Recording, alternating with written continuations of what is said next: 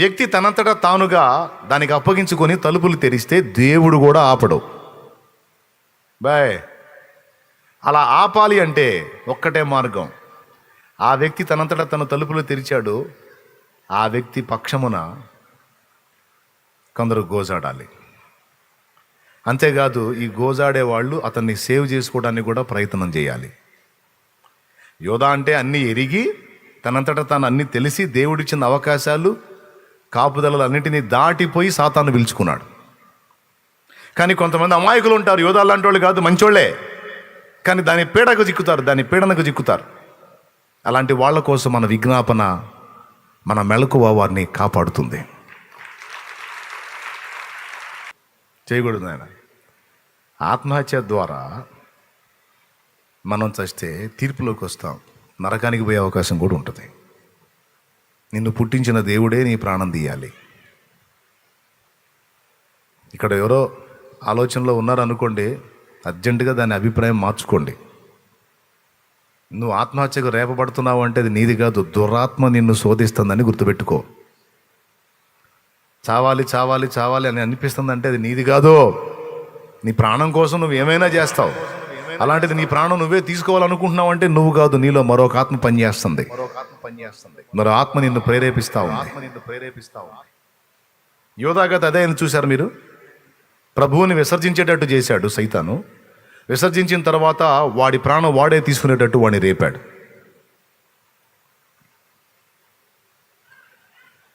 మళ్ళా శనివారం సాయంత్రానికల్లా నాకు ఫోన్ వచ్చింది, అయిపోయాడని. ఆ పెద్ద ఆవిడికి చెప్పాక నేను, అంటే నన్ను తిక్కలోని చేశాడు.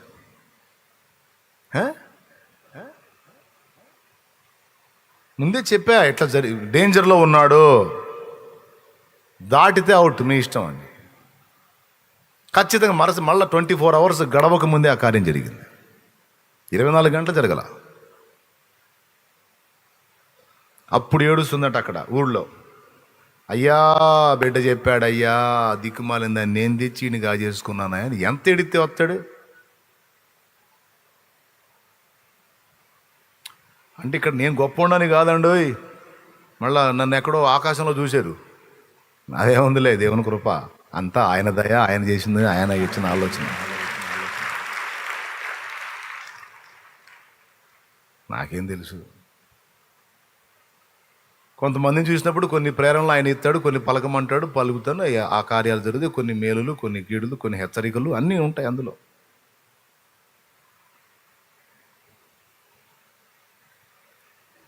నిలబెట్టుకోవాలి. ఆ వ్యక్తి కోసం ఒక్కరైనా ఉపవాసం ఉండి గోజాడుకోవాలి. జబ్బుతో ఉన్నాడా నీ ఇంట్లో, ఉపవాసంతో మొరపెట్టాలి ఆ వ్యక్తి కోసం. ఇట్లాంటి ఆలోచనల్లో ఉన్నారా, అట్లయితే ఆ వ్యక్తి కోసం ఫాస్టింగ్ ఉండి మొరపెట్టుకోవాలి. వాని విశ్వాసాన్ని బట్టి కాకపోయినా నీ విశ్వాసాన్ని బట్టి, నీ విజ్ఞాపనను బట్టి అయినా ప్రభువాన్ని బతికించవచ్చు, కాపాడవచ్చు, తప్పించవచ్చు. కాదని చెప్పగలవా? మరి చిన్నవాడి తండ్రి చేసిన విజ్ఞాపన, ఉంచిన విశ్వాసం సిగ్గుపరచలేదే. ఆ కొడుకు పట్టిన దయ్యం వదిలిపోయాడు, బాగుపడ్డాడే. ఇలాంటి ఎన్ని నిరూపణలు ఉన్నాయి, బోల్డ్ అన్నీ ఉన్నాయి. మెట్టుకి ఇంకొకటి, పక్షవాతం జబ్బు వచ్చిన వాడిని ఒకడిని మంచంతో సహా తీసుకొచ్చి పెంకులు ఓడదీసి యేసుప్రభు ముందు దించిన సాక్ష్యం ఒకటి ఉంది, తెలుసా మీకు బైబిల్లో?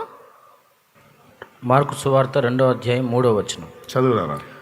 కొందరు పక్షవాయువు గల ఒక మనుషుని నలుగురు చేత మోయించుకొని ఆయన యొద్దకు తీసుకుని వచ్చిరి. చాలామంది కూడి ఉన్నందున వారు ఆయన యొద్దకు చేరలేక ఆయన ఉన్న చోటికి పైగా ఇంటి కప్పు విప్పి సందు చేసి పక్షవాయువు గల వానిని పరుపుతోనే దింపిరి. యేసు వారి విశ్వాసము చూచి, కుమారుడా, నీ పాపములు క్షమింపబడి ఉన్నవని పక్షవాయువు గలవానితో చెప్పెను. చాలా నాయన, 5వ వచనం ఒకసారి చూడండి అమ్మా. ఆయన యేసు వారి విశ్వాసం చూచి, ఎవరి విశ్వాసం చూసి? మంచంలో పండుకున్నోడి విశ్వాసం చూసా, మోసుకొచ్చిన వాళ్ళ విశ్వాసం చూసా, లేకపోతే ఈ కథ అంతా చేసిన వాళ్ళ విశ్వాసం చూసా?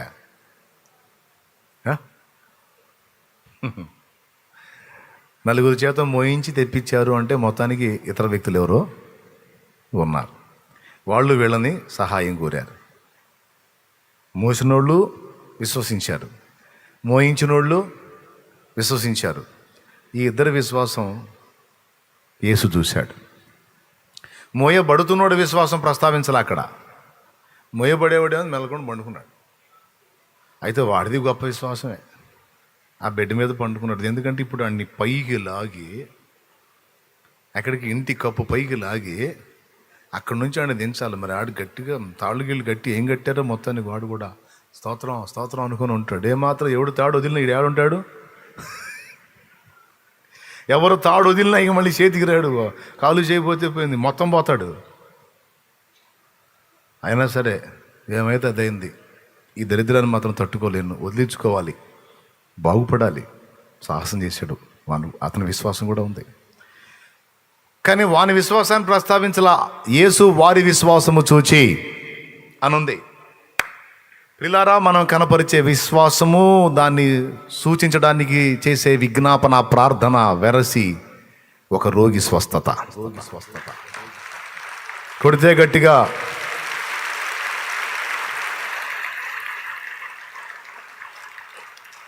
ఇది నిజంగా ఉందా లేఖనంలో, లేదా నేను సొంతంగా మాటలు చెప్పానా? రైట్. సో ఒక రోగిని మనం ఇంట్లో కలిగి ఉన్నప్పుడు, ఆ వ్యక్తి బతకాలని ఆశించిన వాళ్ళు కనీసం ఫాస్టింగ్ ఉండి ప్రేయర్ చేసి మొరపెట్టాలా, విజ్ఞాపన చేయాలా. నీ విశ్వాసం, నీ పట్టుదలతో కూడిన ప్రార్థన, విజ్ఞాపన, కార్యం జరుగుతుంది.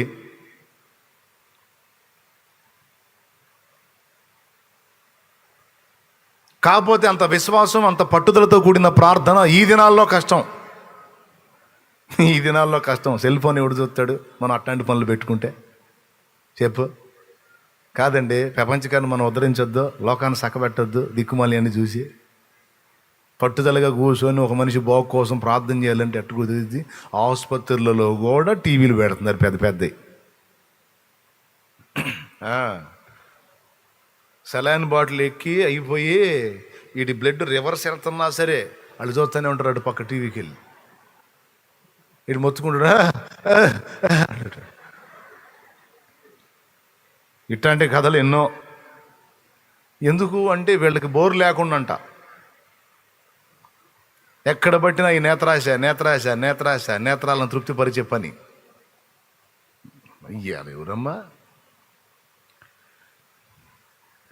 జో గారి తండ్రి దానియేలు గారు,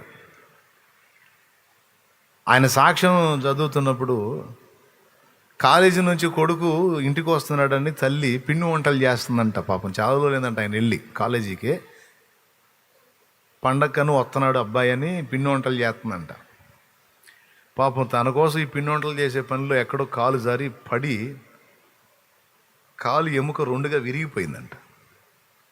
విరిగిపోయింది. భయంకరమైన బాధ. మంచం మీద బొబ్బో పెట్టారు. అదొక రకమైన బాధ. విరిగిపోతే పూర్తిగా ఎముక డివైడ్ అయిపోతే తట్టుకోలేకపోతే అల్లాడిపోతా ఉందంట తల్లి. రియల్గా జరిగింది. ఈయన సంగతి తెలుసుకున్నాడు. అమ్మా, నువ్వు ఇంత హడావుడి చేయకపోతే ఏమైంది మరి నా కోసం? కాదయ్యా, రాక వస్తున్నావు, ఏదన్నా నీకు అంత తినబెడదామని నేను రెడీ చేస్తూ ఉన్నాను, ఇట్లా జరిగిందని బాధపడింది. తీసుకెళ్ళి ఎక్కడైనా ఆసుపత్రిలో ట్రీట్మెంట్ చేయించడానికి కూడా దగ్గరలో ఆసుపత్రులు లేవు. అప్పటి రోజుల్లో ఉన్న ప్రాంతం నుంచి, ఆయన ఉన్న ప్రాంతం నుంచి పట్టణంలో ఆసుపత్రికి తీసుకెళ్ళాలంటే ఎడ్ల బండి మీద తీసుకెళ్ళాలా. అది అయ్యే పని కాదు. ఈ లోపు ఏమో బాధతో అల్లాడిపోతూ ఉంది. ఇక మరుసటి రోజు బండి కట్టుకొని ఇక పోయి ఎప్పటికో ఆడికి చేరి ట్రీట్మెంట్ ఇప్పించాలా. ఈయనేం చేశాడు తెలుసా? మోకాళ్ళు వేసి, అమ్మ నువ్వు మంచం మీద పండుకొని నేను ప్రార్థన చేస్తానని ఆ అమ్మ బెడ్ దగ్గర, తల్లి మంచం దగ్గర మోకాళ్ళుని మొర్రపెట్టడం మొదలుపెట్టాడు. విశ్వాసం కలిగిన వాళ్ళు ముసలోళ్ళ పాటల్ని, ప్రార్థనని, భక్తిని, సేవని ఎగతాళి చేస్తారు. ఇప్పుడు కొంతమంది పనికిమాలినోళ్ళు. వాళ్ళ పట్టుదల అందులో పావు భాగం కూడా ఇప్పుడున్న ట్రెండ్కి లేదు. అంతా స్పీడ్గా అయిపోవాలి. పైపైన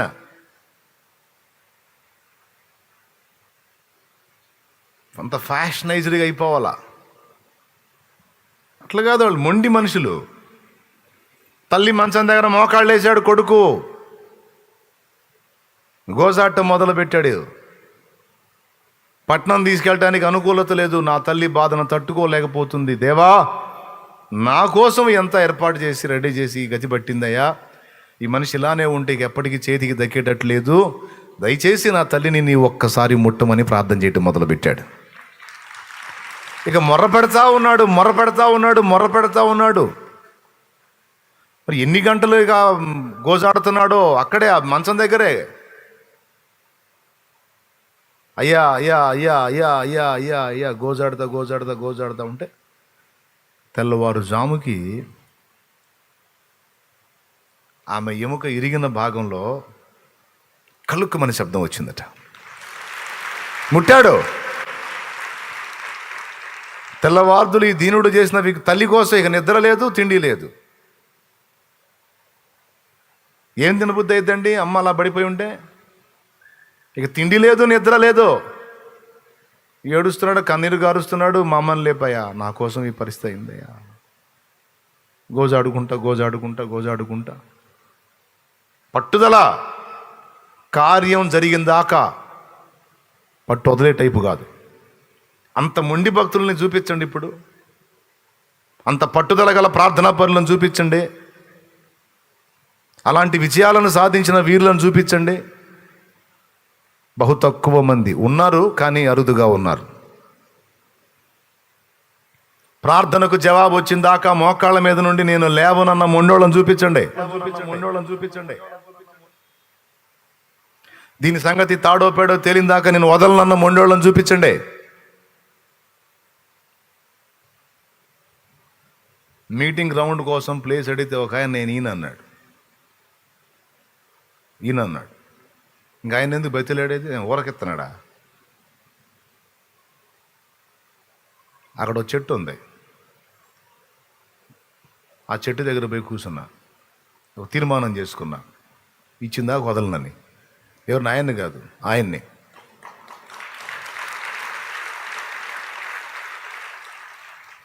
మరి అవసరం మీటింగ్ గ్రౌండ్, మరి అవమానాలు తట్టుకోలేకపోతున్నా. మరి వేరే వాళ్ళ ప్లేసుల్లో వేస్తే 10 ఎకరాల వాడు మాట్లాడలే, 1/2 ఎకరం వాడు వాళ్ళు చేస్తున్నాడు. మన కర్మకాల 1/2 ఎకరంలోనే మన షెడ్డు పడుతుంది, బలిపీఠం అక్కడ పెట్టాల్సి వస్తుంది. 10 ఎకరాల వాడు ఏం మాట్లాడలే, 1/2 ఎకరం వాడు ఎవడు చేశారు మీరు అంటున్నాడు. ఈ 10 ఎకరాలు 1/2 ఎకరమే నేను యువతలే మావాడేలే అంటున్నాడు.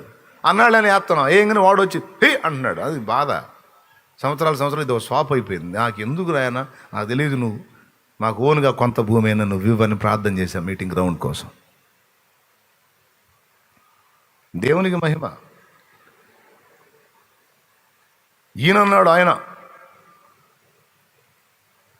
మోకాళ్ళు వేసి రోజు ప్రార్థన చేయడం మొదలుపెట్టా. నాకు తెలియదు ఇచ్చిందాకా నేను వదలనని. ఎక్కువ రోజులు కూడా చేయలే, గట్టిగా 1 వారం 10 రోజుల్లో పిలిచి ఇచ్చాడు. పిలిచి మళ్ళా దేవుడు మాట్లాడితే ఎవడైనా స్పందిస్తారు, లేకపోతే మన మొఖాలు చూస్తే ఎవరికి జాలి కలిగిద్ది, ఎవరికి ఈ బుద్ధి అయిద్ది? మన పక్షమున దేవుడు కార్యము చేస్తే అప్పుడు మనుషులు మెత్తబడతారు. తెల్లవారుజాముకి కలుక్కుమని శబ్దం వచ్చింది. మీరు యాజ్ రీజ్గా ఇలానే ఉంటుంది, బుక్లో చూడండి కావాలంటే, జీవజల ప్రవాహములనే వాళ్ళ సాక్ష్య పుస్తకంలో. జో గారి తండ్రి దానియేలు గారి తల్లి అన్నమాట. ఎంత మొండితనం, ఎంత పట్టుదలండి. ఇక తెల్లవారు ఎడ్ల బండితో అవసరం ఉందా చెప్పు? పట్నంలో వైద్యంతో అవసరం ఉందా? మోకాళ్ళు వేసి మంచం దగ్గర, నాకు తెలియదు, ఏలియా కూర్చున్నాడు. పసిబిడ్డ లాంటి విశ్వాసం, మొండితనం, పట్టుదల. ఏలియా మోకాళ్ళుని 7 మార్లు ప్రార్థన చేస్తే సముద్రంలో అరచేంత మేఘం లేచింది. ఈ చిన్న కార్యం, నీ అరచేత ఒకసారి తాకయా, ఒక్క మారు ముట్టయా, ఒక్కసారి టచ్ అయ్యి తండ్రి. తమ్ముడు, అట్లాంటి ప్రార్థన కావాలి తమ్ముడు, అలాంటి మొండితనం కావాలి ప్రార్థనలు, అలాంటి పట్టుదల కావాలి. కాబట్టే ఒక జనాంగాన్ని ప్రభావితం చేయగలిగారు. అలాంటి మొండితనం, ప్రార్థనలో పట్టుదల, దేవుని మీద ఆధారపడి దేవుని కార్యం జరిగేంత వరకు మోకాళ్ళ మీద నుండి దిగనే మొండి మనుషులు కాబట్టి జనాంగాన్ని ప్రభావితం చేయగలిగారు, భక్తులను లేపగలిగారు, సేవకులను తయారు చేయగలిగారు, ఒక సమూహాన్ని దేవుని కోసం ప్రభావితం చేయగలిగారు. భక్త సింగ్ గారు అంతే, మోకాళ్ళే, నాకు తెలియదని కూర్చుంటాడు. మనుషుల దయ కోసం అడగటం, బ్రతిమలాడుకోవటం, సాయం చేయండి అని గోజాడుకోవటం.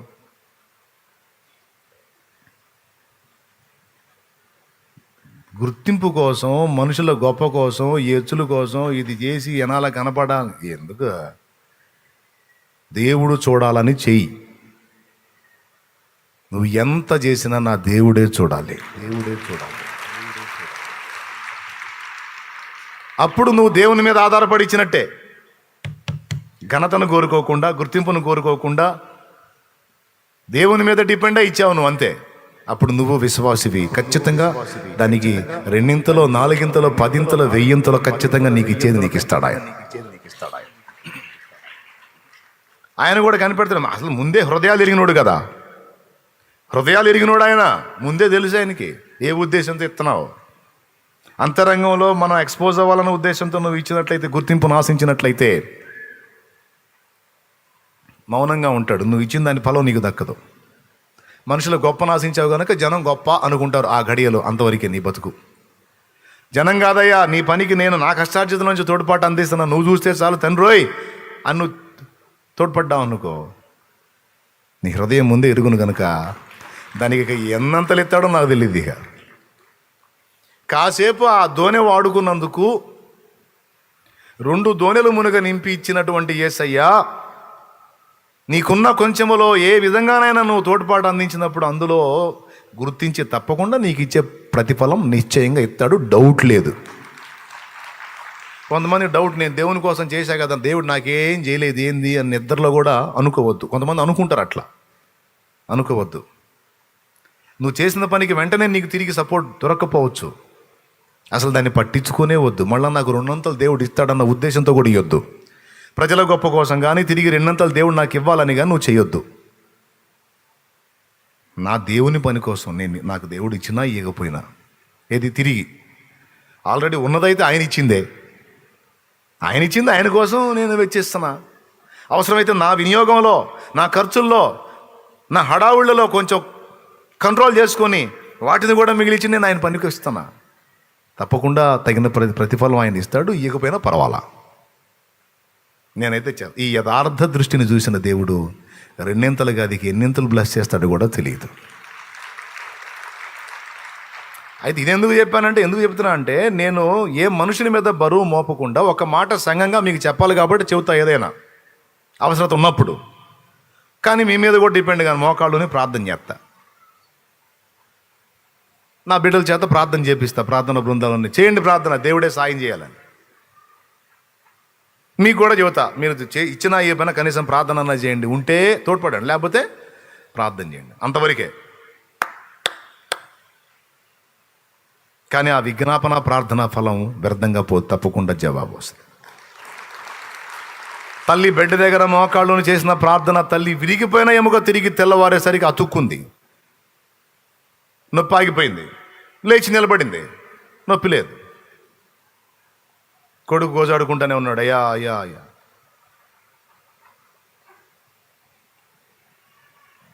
తల్లి లేచి నడుస్తుంది, చప్పుడిని లేచాడు. అమ్మా ఎలా ఉంది? అయ్యా నాకేందోనయ్యా, కలుక్కుమని చప్పుడు వచ్చింది, నొప్పి వచ్చింది ఒక్కసారిగా, తర్వాత నొప్పి లేదయ్యా. ఎక్కడ ఇరిగిపోయింది నా కాళ్ళు, నాకు అర్థం కావట్లేదండి. చూస్తే ఎక్కడ ఇరిగిందో కూడా అర్థం కావట్లా. చేయడు యేసయ్య అద్భుతాలను చూచేంత పట్టుదల కలిగిన ప్రార్థనా పరులు, విజ్ఞాపనకర్తలేరి నీ కుటుంబంలో?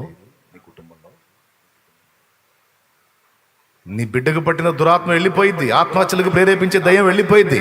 కానీ ఆ బిడ్డ కోసం ఉపవాసం ఉండి ఇక్కడ తిండి మానుకున్నాడు, నిద్ర మానుకున్నాడు, తల్లి కోసం గోజాడాడు, ఫలితంగా ఆమెను దక్కించుకున్నాడు. ఒక అద్భుత సాక్ష్యం గ్రంథంలో రాసుకుని పెట్టుకున్నాడు. ఇప్పటికే ఎన్నో ప్రార్థనలకు మనం చేసిన విజ్ఞాపనలకు జవాబులు రావటం కళ్ళారా మనం చూసాం. ఇక ముందుకును మనం చేయాలి, ప్రిలారా చేయాలి. అలాంటి ప్రార్థన పరులుగా తయారు కావాలి తమ్ముడు. దేవుణ్ణి ప్రేమించి అలాగా దేవుని యందు భక్తిని నిలిపి, విశ్వాసం నిలిపి, దేవుని పాదాలు పట్టుకొని ప్రార్థనలో పెనుగులాడే యోధులంగా తయారు కావాలి. లోతు సొదొమ గొమొర్రాలో ఉన్నాడు. అబ్రహాము ఇక్కడుండి దేవుని రిక్వెస్ట్ చేశాడు, పాపులతో పాటు నీతిమంతులను కూడా నాశనం చేస్తావా? అలా చేయటం నీకు దూరమగును గాక అన్నాడు. ఆదికాండం 18లో ఇంటికి పోయి చదువుకోండి. దేవుడు ఏమన్నాడు? 50 మంది నీతిమంతులు కనపడితే వదిలేస్తానన్నాడు. 40 మంది, చివరికి 10 మంది కనపడ్డా వదిలేస్తాన్నాడు. చిత్రం ఏంటంటే లోతు 10 మందిని కూడా అక్కడ ప్రభావితం చేయలేకపోయాడు. అబ్రహాం అనుకున్నాడు 10 మంది ఉండుంటారులే నీతిమంతులని. లేరు, 10 మంది కూడా లేరు. కానీ ఆ లోతును తప్పించడం కోసం పాపం భక్తుడు అంతసేటు విజ్ఞాపన చేశాడుగా.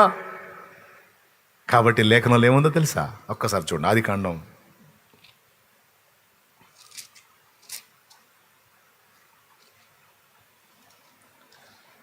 సొదొమ గొమొర్రాలను దేవుడు నాశనం చేసేటప్పుడు ఆ నాశనములో లోతు నాశనం కాకుండా అబ్రహాముని జ్ఞాపకం చేసుకొని తప్పించాడు. 19:29 చదువు. ఆదికాండం 19:29. దేవుడు ఆ మైదానపు పట్టణములను పాడు చేసినప్పుడు దేవుడు అబ్రహామును జ్ఞాపకము చేసుకొని లోతు కాపురమున్న పట్టణములను నాశనము చేసినప్పుడు ఆ నాశనము మధ్యన లోతు నశించకుండా అతన్ని తప్పించెను. దేవునికి స్తోత్రం కలుగును గాక. ప్రియులారా, ఏమర్థమైంది మీకు? ఏమర్థమైందా? ఎవరిని జ్ఞాపకం చేసుకున్నాడంట?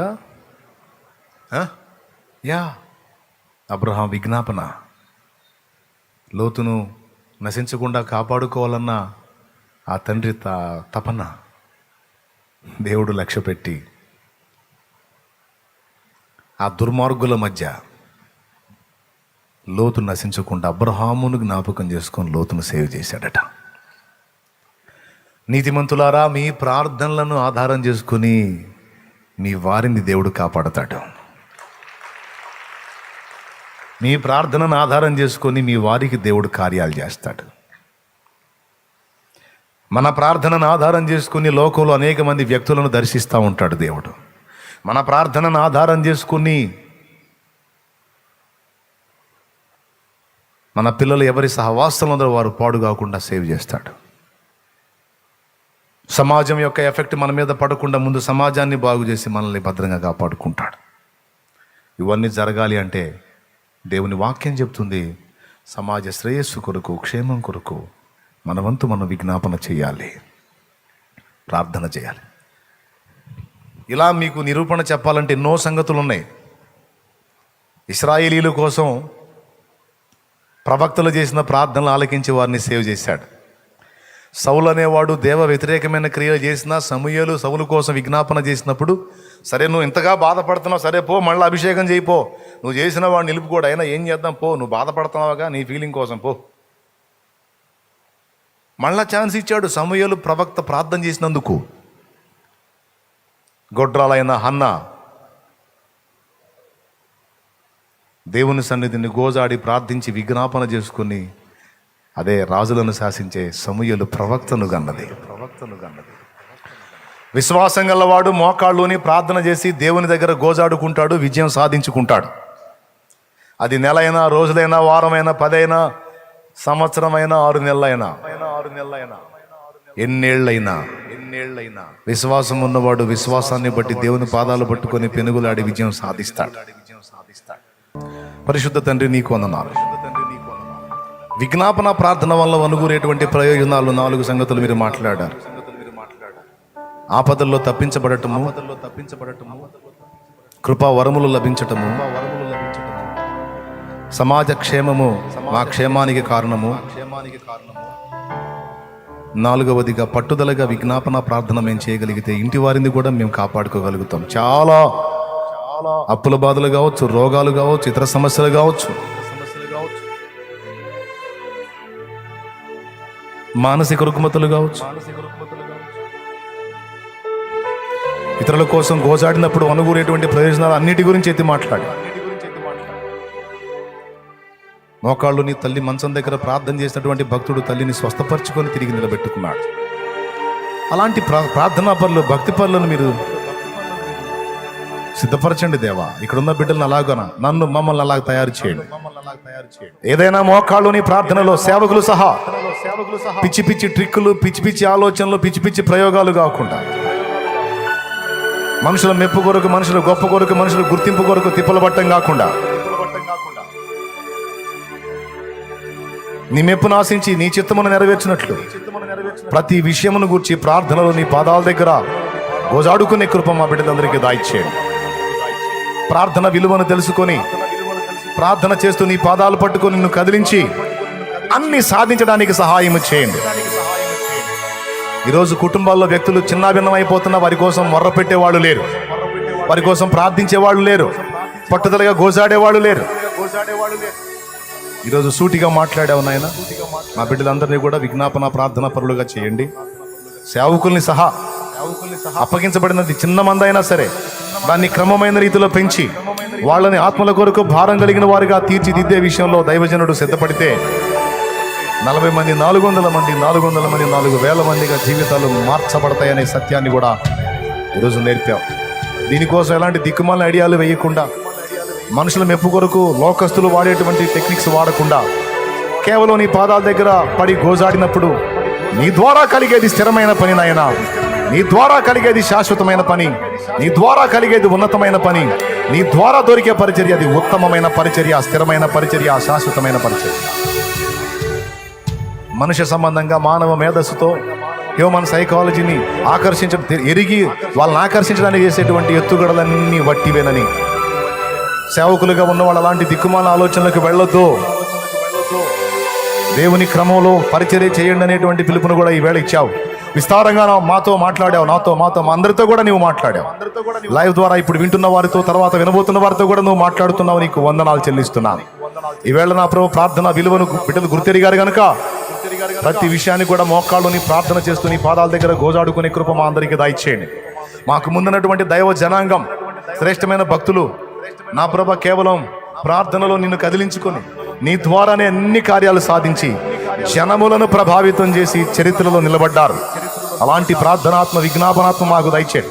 సోమరితనాన్ని, బద్ధకత్వాన్ని, నిర్లక్ష్యతని, పండుబోతు తిండిబోతు తనాన్ని, నిద్రమత్తుని, నేత్రాశని మా నుండి తొలగించి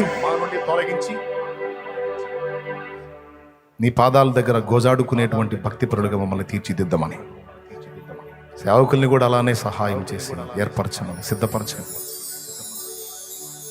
ఏదైనా నా దేవుని పాదాలే పట్టుకుంటా, మనుషుల దయను నేను కోరితే ఎవడూ గుర్తించడుగా.